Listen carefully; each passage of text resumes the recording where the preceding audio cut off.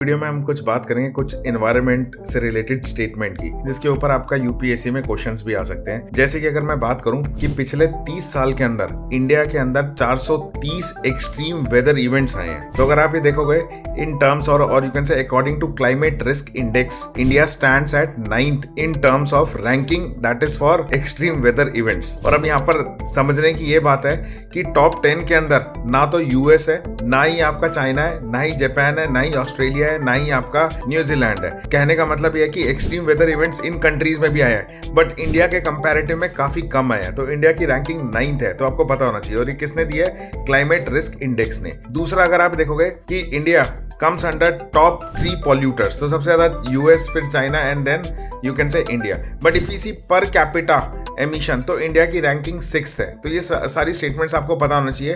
तो this is given by emission gap report. तो ये सब चीजें आपको पता होना चाहिए। अब एक और इंडेक्स है that is climate change performance index. उसके हिसाब से इंडिया की जो रैंकिंग है, मतलब लास्ट ईयर के कंपैरेटिव में रिड्यूस हुई है। तो इंडिया 23rd में आ गया। Why? Because of more usage of coal. तो पहले इंडिया हाई परफॉर्मेंस था, अब मीडियम परफॉर्मेंस में हो गया। तो ये सारी इंफॉर्मेशन आपको पता होना चाहिए। अब अगर ये चीज समझ आ गई है, तो आने वाले टाइम में हो सकता है आपके प्रीलिम्स 2026 से पहले government national adaptation plan launch करे, तो वो ऑटोमेटिकली आपके लिए इंपॉर्टेंट बनेगा। तो ये सब चीजें पता होनी चाहिए आपको अपने यूपीएससी प्रीलिम्स एग्जाम के लिए।